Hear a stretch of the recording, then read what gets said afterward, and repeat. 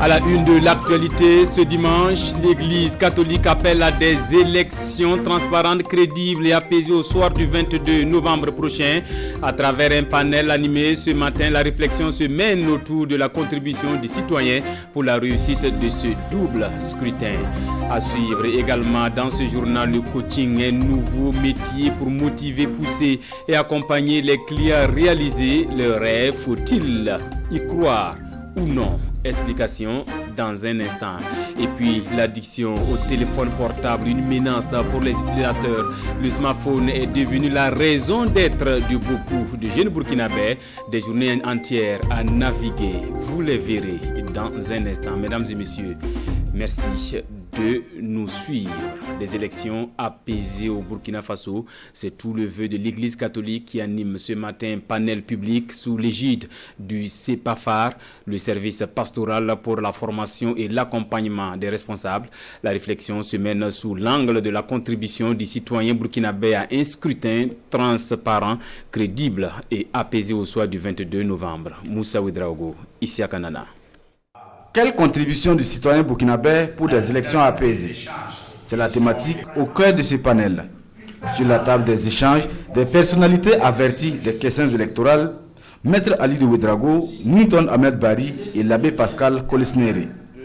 Des panélistes pour qui les élections sont avant tout le fait des citoyens. Chacun de nous détient une parcelle de souveraineté. C'est en mettant chacun, c'est comme un puzzle national. C'est quand nous mettons ensemble nos parties que nous détenons que nous finissons par dresser ou dessiner un tableau. Et ce tableau doit ressembler à ce que nous faisons comme idée d'une société idéale. À l'approche de chaque élection importante, chaque consultation, les évêques publient toujours un message. Ce fut le cas en 2012, 2015. Et pour les élections à venir, il y a un message qui est sous presse. Nous voulons des élections apaisées, libres, transparentes et acceptées par tous. Ça fait beaucoup de souhaits. L'Église ne se contente pas d'énoncer ces souhaits-là. Elle met la main à la pâte. C'est ainsi que pour toute élection, elle participe comme acteur du processus électoral. Parvenir à des élections apaisées, crédibles et acceptées de tous, c'est tout l'enjeu de ce panel, initié par le CEPAFAR, le service pastoral pour la formation et l'accompagnement des responsables. C'est voir quelles sont les dispositions à prendre et surtout les dispositions mentales et les convictions à mettre, n'est-ce pas, dans ces élections-là, pour que ces élections puissent répondre à leur nom et qu'on puisse aboutir à une société beaucoup plus harmonisée en vue du développement. Pour l'abbé Anatole Tiendrebego, la qualité de la participation des citoyens aux élections devrait ainsi démontrer son désir sincère de construction d'un Burkina Faso de paix et de démocratie. Gage, selon lui, d'un développement harmonieux, durable. De son côté, le CERFI, le Centre d'études, de recherche et de formation islamique, section Centre-Est, a organisé en début de semaine un forum à Tinkodogo sur le rôle et les responsabilités de chaque citoyen pour des élections apaisées au Burkina. Ces forats qui se tiennent dans les 13 régions visent à sensibiliser sur les enjeux de ces élections au regard du contexte national. De Tinkodogo, le compte-rendu de Hassan Gebré et Tanga Robert Kafando. Élection générale 2020, rôle et responsabilité des citoyens, c'est sous ce thème que le CERFI, le Centre d'études, de recherche et de formation islamique, tient son forum à Tinkodogo. Objectif, sensibiliser les militants et les populations sur leurs responsabilités pour des élections apaisées. Le message clé qui doit être, en tout cas, que nous voulons bien sûr lancer à ces militants et à ces populations, c'est de choisir des responsables qui sont capables bien sûr de gérer ce pays-là. Et naturellement, choisir ces responsables, ça veut dire qu'il faut tout faire pour ne pas en tout cas se laisser emballer. Voilà, se laisser emballer, c'est quoi? C'est dire tout simplement qu'il ne faut pas que les gens arrivent à vous soudoyer. Voilà, il ne faut pas qu'on vous corrompe pour que vous puissiez les élire. Et pour ce, la communication sur le thème s'articule sur deux axes, le rappel du contexte dans lequel se déroulent les élections et le rôle que chaque citoyen doit jouer. Et ce contexte est marqué particulièrement par l'insécurité. Donc l'objectif à la fin de cette communication au niveau du premier axe-là, c'est de permettre à ce que les gens mesurent l'enjeu qu'il y ait des élections apaisées à l'issue des élections du 22 novembre. Le deuxième axe, en réalité, va concerner ce que chacun de nous doit pouvoir faire pour que ces élections-là puissent se dérouler dans les situations, en tout cas, convenables. Le forum se déroule dans toutes les 13 régions du Burkina sur le même thème et l'objectif est de susciter une participation éclairée à ces élections, selon le représentant du président du bureau exécutif national. Plus de femmes dans les différentes sphères de décision au Burkina, le National Democratic Institute et le PNUD y travaillent à travers le coaching politique en faveur des femmes candidates aux élections législatives du 22 novembre. Elles sont actuellement à Bobo-Dioulasso pour mieux s'aguerrir en politique, un renforcement des capacités à louer de la campagne électorale. Explication de Lamine Karantao et Karim Sissé. Iwa Banyimi est la candidate d'un parti politique pour les législatives du 22 novembre 2020. Et en prélude à la campagne électorale, elle est ici, à Bobo-Dioulasso, pour renforcer ses compétences. Pour ne pas faire de la figuration sur la scène politique, cette candidate attend beaucoup de cette formation. Je dirais que cette formation est la bienvenue parce que c'est la première fois que je me présente pour les élections et c'est pas facile. Et vu le programme qu'on nous a présenté, je me dis que, en tout cas, ça va beaucoup m'aider à lutter sur le terrain, sur le plan psychologique, le plan de combativité. Tout comme cette dame, elles sont 100 candidates issues de 10 partis politiques à prendre part à cette session de formation de Bobo-Dioulasso. Une formation organisée conjointement par le PNUD et la National Democratic Institute NDI. Pendant 3 jours, les candidates vont apprendre les techniques du marketing politique, la préparation de la campagne électorale, la rédaction d'un discours politique pour attirer l'électorat. Bien sûr, le challenge est énorme, mais il n'est pas impossible. Nous sommes sûrs, nous avons confiance à ces femmes qui sont sur ces listes parce qu'elles le méritent. Elles l'ont mérité et les partis leur font confiance. Elles-mêmes, elles se font confiance. Nous le savons bien qu'il y a les challenges, mais ce n'est pas impossible. Elles pourront les surmonter si et seulement si nous les accompagnons justement. Les femmes représentent actuellement 10,23% à l'Assemblée nationale. Le souhait des initiateurs est que cette formation puisse permettre à l'autre moitié du ciel de faire mieux et d'obtenir au moins 30% des sièges à l'hémicycle au soir du 22 novembre 2020. Nous parlerons à présent du coaching, un métier en vogue. Il semble nouveau. Les coachs investissent la toile ou parfois en présidentiel pour motiver, pousser et accompagner leurs clients à réaliser leurs rêves. Une sorte d'appui conseil aux autres axés sur la positivité. Faut-il y croire ou non? Eh bien, l'univers du coaching dans ce reportage de Jean-Eudes Bayala, Moussa Ouedraogo et Vincent Kendrebiogo. Elle s'appelle Fatim Touré, sa profession conférencière et coach professionnel.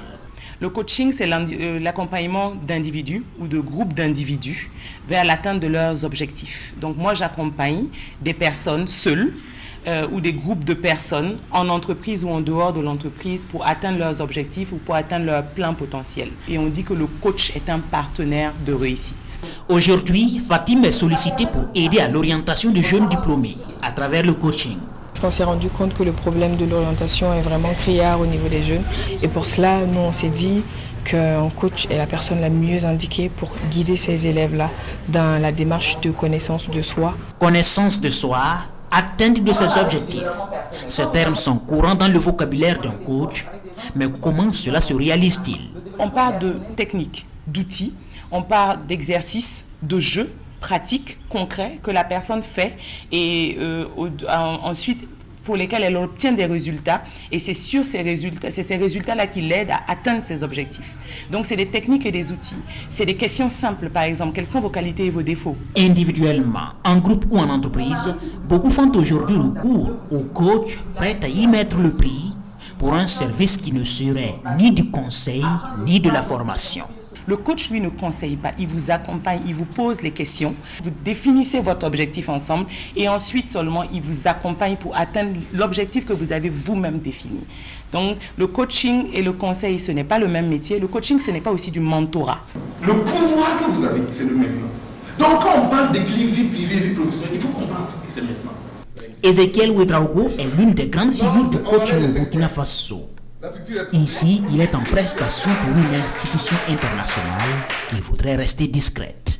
Dans le coaching, on ne forme pas. Ça, c'est être un formateur. Dans le coaching, on aide quelqu'un à se rendre compte de son plein potentiel. Beaucoup cependant sont sceptiques quant aux résultats du coaching. Les coachs parfois traités de vendeurs d'illusions, capables de faire croire qu'on peut ouvrir un restaurant à partir d'un grain de riz. En clair, le coaching produit-il réellement des résultats? Le coaching apporte la transformation. Voilà. J'ai plein d'exemples de clients. Malheureusement, dans le coaching, je ne peux pas citer mes clients parce qu'il y a la confidentialité. Il y a cette cliente, par exemple, qui m'a demandé de l'accompagner à ce qu'elle puisse avoir un poste de manager dans une institution internationale. Au bout de 12 mois, on y est parvenu. Et l'autre client qui lui avoir une meilleure relation avec ses enfants. Ça, au bout de 6 mois, on y est parvenu. Il y a l'autre qui voulait lancer son entreprise. Au bout de 3 mois, on y est parvenu. Il y a beaucoup de situations comme ça. De plus en plus, des jeunes se lancent dans ce nouveau métier. Certains mobilisent des foules, mais les plus sceptiques préfèrent être leur propre coach. Autre point de l'actualité, la police municipale est l'un des services publics les plus corrompus, selon le rapport du RENLAC rendu public la semaine dernière. Au-delà de la critique, le réseau national de lutte anticorruption fait dans l'action en appelant les policiers municipaux à résister à la corruption. Le RENLAC dépose ses valises à Bobo Dioulasso pour la mise en place d'une cellule de lutte contre la corruption au sein de la police municipale. Hassan Gourabou Siriki Milogo et Kadou Roumenki. La police municipale en tête de liste des services les plus corrompus au Burkina Faso. Ce constat émane du dernier rapport du Réseau national de lutte anticorruption, d'où la présente session pour rectifier le tir. Une session de renforcement de capacité sur les bonnes pratiques en matière de régulation de la circulation et sur le métier de policier municipal. Le premier module, c'est sur la déontologie même de la police municipale.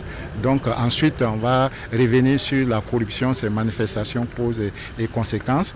Maintenant, comment, puisque une fois qu'on a fait ceci, comment on peut s'organiser ensemble pour faire en sorte que le prochain rapport-là, il y ait une amélioration dans la perception des citoyens vis-à-vis de la police municipale. Cette formation devrait permettre à ce corps de se défaire du bonnet d'âne qu'il porte en termes de corruption au Burkina. La mise en place d'une cellule mixte anticorruption de la police municipale de Bobo Dioulasso est aussi en vue. Ce que nous sommes en train de faire aujourd'hui, c'est de travailler à mettre en place une cellule anticorruption au sein de la police municipale. Cela devrait nous permettre quand même de travailler pour que les choses changent. Si effectivement cette perception elle est bien fondée, les choses doivent changer en positif, permettre à ce que la police municipale puisse travailler dans sa dignité. Je me sens concerné du moment où on a cité toute la police municipale. Sinon le rapport a cité quelques villes. Mais la honte du Margouya, c'est la honte du Caïma. L'enquête du Réseau national de lutte contre la corruption sur la perception de la population a porté sur un échantillon de 1990 personnes. Selon ce rapport, le phénomène a connu une augmentation de 9% en 2019 comparativement à 2018. Un nouveau centre dans l'univers des finances au Burkina, le Centre international d'inclusion financière porté sur le fonds baptismaux hier samedi. Par voie de presse, ses fondateurs affichent leur volonté de réduire les inégalités sociales par la promotion du bien-être social à travers la microfinance. Bernard Kombelem, ici à Kanana. Travailler en collaboration avec les gouvernements, les entreprises et les communautés dans l'élaboration et la promotion de politiques et programmes en matière d'inclusion financière en vue de transformer la vie de l'ensemble des populations et de favoriser la prospérité. Voilà ce qui justifie la mise en place du Centre international d'inclusion sociale et financière selon les conférenciers. Et pour l'atteinte de ces missions, le centre compte donc s'investir dans 3 principaux domaines. La performance sociale qui est un élément clé. Le deuxième élément, c'est la protection des consommateurs. pour que les institutions financières, les institutions de microfinance, tous ceux qui ont un rapport avec l'argent, n'aient pas des pratiques qui portent préjudice au développement de leurs clients. L'autre élément, c'est l'éducation financière. L'éducation financière va permettre, pour nos pays développés, pour nos pays aux ressources limitées, de faire en sorte que des gens puissent passer d'un point A à un point B meilleur. Pour Oumarou Yaro, les mécanismes de rentabilité des entreprises sont plus basés sur l'aspect financier que le social. Le CISF entend donc jouer un rôle interpellateur. Aujourd'hui, nous n'avons pas un panier commun du social au niveau du Burkina. Grâce à notre action, nous aurons un panier commun et à l'heure du bilan, on saura qui fait quoi, où. À travers les schémas que nous allons avoir, nous allons même classer les entreprises. Et nous n'allons pas seulement interpeller, et nous allons également proposer. Le Centre international d'inclusion sociale et financière est une association de droit burkinabé. Il se veut une structure d'études, de formation et d'éducation permanente. Le Burkina Faso, 4e pays producteur d'or en Afrique, 50 tonnes produites en 2019, mais à qui profitent ces ressources aurifères? En tout cas, pas aux citoyens lambda selon le Balai citoyen et les 3 autres organisations de la société civile qui ont animé la conférence publique d'hier à Oundé dans le Touy. Ces OSC attendent du président du Faso une bonne gestion des ressources minières. Le point des échanges avec Manika Ien, Siriki Milogo et Kadou Rumenki. Pour plus d'équité et de justice sociale, des organisations de la société civile s'engagent.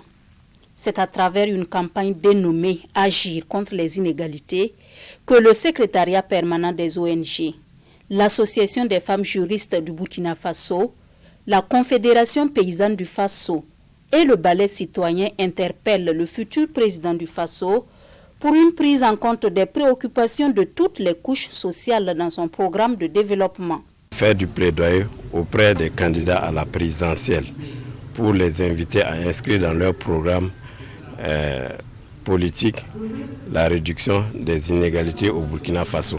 Cette communication sur le rôle de la société civile dans une meilleure gouvernance des ressources minières plante le décor de cette campagne de sensibilisation ici à Ounté. Une communication qui fait une mention spéciale sur la contribution des industries minières à l'économie nationale. Seul bémol, les retombées des mines ne profitent pas suffisamment aux populations de l'avis des conférenciers du jour. Désexpertiser en fait le débat sur les questions minières. Ça veut dire quoi? Il faut que la société civile là, puisse rendre le débat sur les mines un débat populaire. Ne plus laisser ce débat-là aux mains de soi-disant experts. C'est d'œuvrer à ce qu'un fonds spécial soit créé pour gérer les recettes minières. Parce que du fait que les recettes minières soient fondées dans le budget général de l'État, il se pose une question de traçabilité et de transparence. La politique minière à l'épreuve de la lutte contre les inégalités au Burkina Faso, c'est le thème général de cette conférence publique. Une conférence de sensibilisation des citoyens avec en filigrane un appel à voter utile. Bonne moisson du Burkina à Kigali, la capitale rwandaise, sur près de 80 lauréats des prix africains de développement. 15e édition, le Burkina remporte une trentaine de trophées. Le palmarès des PADEV 2020 avec notre envoyé spécial de retour de Kigali, Maïmouna Traoré. Dîner gala des bâtisseurs africains.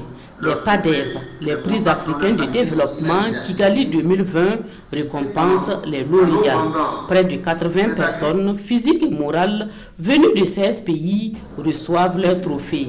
Elles sont ainsi récompensées par la Fondation 225 pour la qualité de leur travail et surtout pour son impact sur le développement de leur pays et du continent africain. Le Burkina Faso, pays invité d'honneur, est fortement représenté avec 31 lauréats, des acteurs issus de plusieurs secteurs d'activité, l'éducation, la santé, les infrastructures, la culture, le sport, l'économie, la bonne gouvernance, le service public, l'entrepreneuriat, le social, la promotion du genre, la recherche de la cohésion sociale, la construction de l'intégration régionale et sous-régionale. Les organisateurs félicitent les lauréats et émettent le vœu que leurs œuvres puissent faire des émules. Les PADEV 2020 à Kigali, c'est aussi ce forum des bâtisseurs africains. un cadre d'échange et de partage d'expériences entre les lauréats. Une tribune qui a permis aux participants de nouer des relations d'affaires. Nous irons cette fois à la rencontre d'un lauréat de ces PADEV 2020, le bourgmestre de Nyangologo, primé dans la catégorie des meilleurs maires de l'Union africaine et de la CEDEAO, Basile Ema, que vous entendrez dans ce reportage de Roger Kam et Isia Kanana. Basile Ema, lauréat du prix africain de développement dans la catégorie top 100 des maires de la CEDEAO et de l'Union africaine. Le bourgmestre de Nyangologo vient de rentrer de Kigali au Rwanda, où il a été distingué au cours d'une cérémonie de récompense. Je n'étais pas informé que je devais être primé. Donc ça s'est fait dans l'anonymat total. Il y a eu, n'est-ce pas, plusieurs commissions, plusieurs comités. C'est un prix international. Qu'est-ce que j'ai fait? C'est le peuple de Nyangologo, au premier chef, le conseil, qui a travaillé. Honoré et redynamisé, cette distinction sonne comme une invite à plus d'actions pour le développement de sa commune.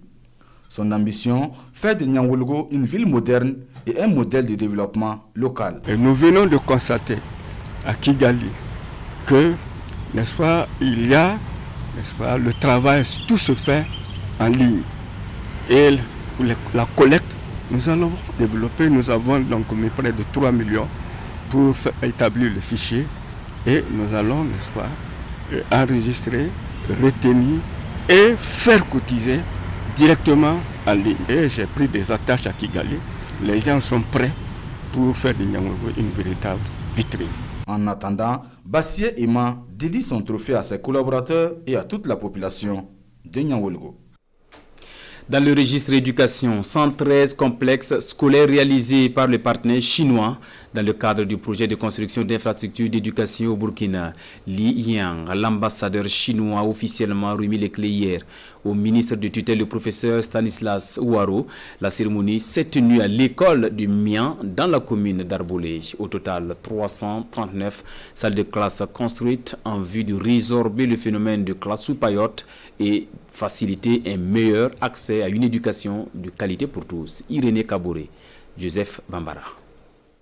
Une remise symbolique de clés qui consacre la réception de 113 complexes scolaires au Burkina Faso. Des complexes réalisés par la République populaire de Chine. Des infrastructures qui permettent au pays des hommes intègres d'abandonner les écoles sous paillotte. Un don qui renforce la coopération entre le Burkina et la Chine. Nous avons 113 complexes scolaires pour effacer 339 salles de classe.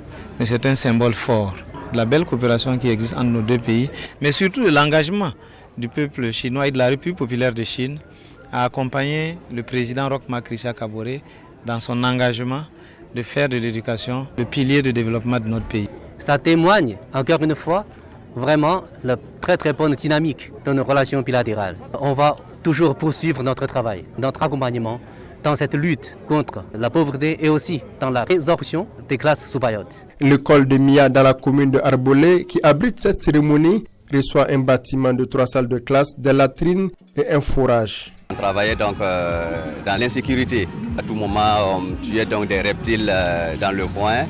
Et aussi, le travail n'était pas aussi motivant. Maintenant, avec donc ce nouveau joyau que nous avons derrière nous, franchement, nous sommes très très fiers. La région du Nord bénéficie de 23 des 113 complexes scolaires. Avec ces infrastructures scolaires, environ 73% des classes sous paillotte sont résorbées au Burkina Faso, selon les chiffres du ministère de l'Éducation nationale. Je le disais en début de journal, l'addiction au téléphone portable est une menace pour les utilisateurs, en particulier des jeunes, pour qui le smartphone est devenu leur raison d'être, des journées entières à naviguer, même en circulation parfois au risque de leur vie. Constat dans ce reportage de Paul David Bambara et Mariama Tamboura. Entre Cynthia et son smartphone, c'est une véritable histoire d'amour. Écrire des textos, en recevoir, chatter, traîner sur les réseaux sociaux. Elle a toujours une bonne raison d'avoir son téléphone en main. Et quand on lui demande d'ignorer son téléphone pour une dizaine de minutes, voici la réponse. C'est une blague. Je suis avec mon téléphone. Je ne peux pas faire une heure de temps sans mon téléphone. Je suis accro au fait. Comme elle, ils sont nombreux ces jeunes à filer le parfait amour avec leur téléphone portable. Difficile de s'en débarrasser. En classe, en circulation, bref, on dort et on se réveille avec. Si c'est pas son téléphone, c'est comme du genre... C'est comme si tu as une partie de toi, quoi. Parce qu'on peut dire, attends, ton téléphone connaît plus ta vie que toi-même, en vrai. Parce qu'il y a toute ta vie là-bas. Mais il y a des trucs mais que tu ne sais pas que là, ça veut pas dire ta vie, mais c'est à l'intérieur. Mon téléphone là, ça représente quelque chose de précieux pour moi. Même une minute là, ouais, c'est trop. À l'heure là, je n'ai pas le temps même. C'est parce que si j'étais en communication, c'est quelqu'un que j'ai essayé de joindre, quoi. Même dans les embouteillages, on ne le décolle pas de l'oreille.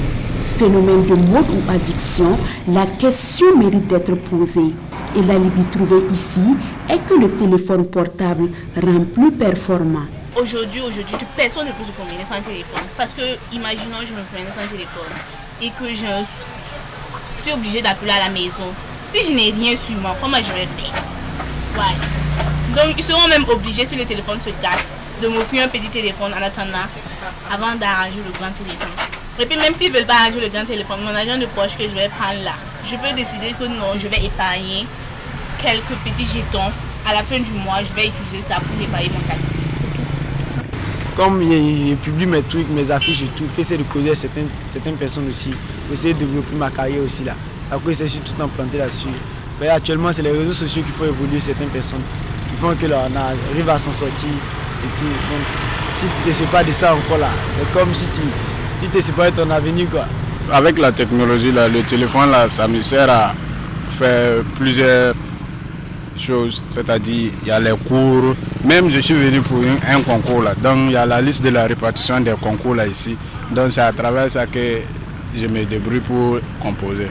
Pour Cynthia, Aruna et Kadirou, comme pour la plupart de leurs camarades de la génération tête baissée, 15 minutes sans téléphone signifie 15 minutes de supplice.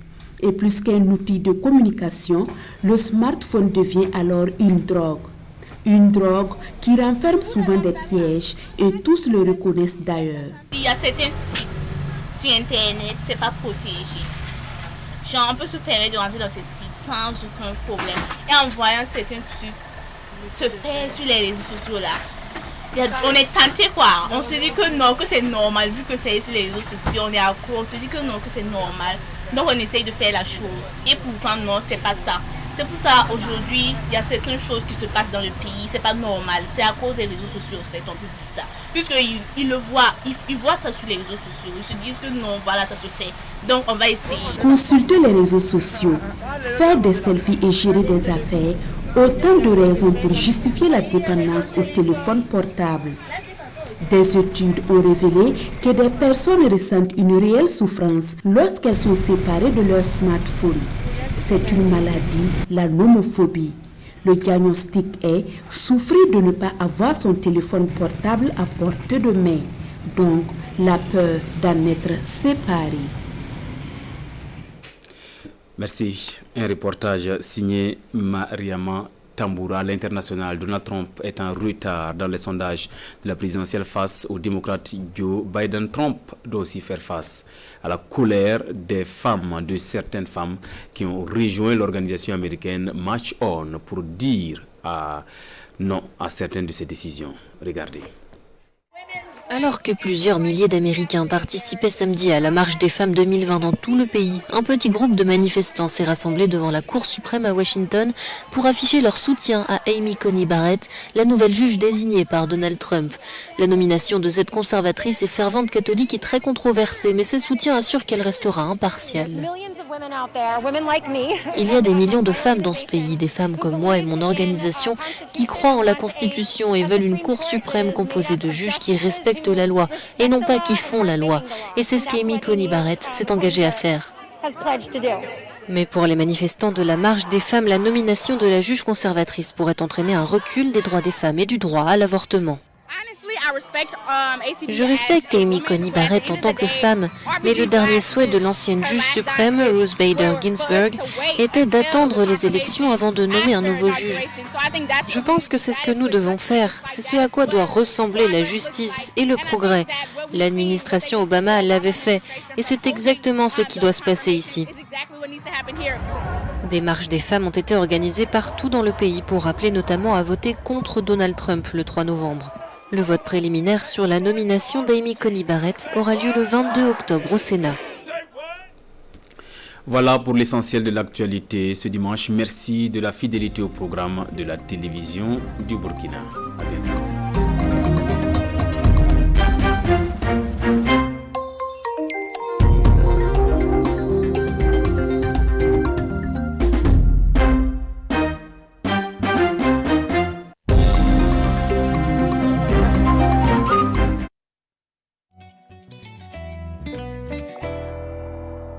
Nous construisons 100 appartements et villas sur la cité de la nouvelle génération. Sur cet immeuble R+3,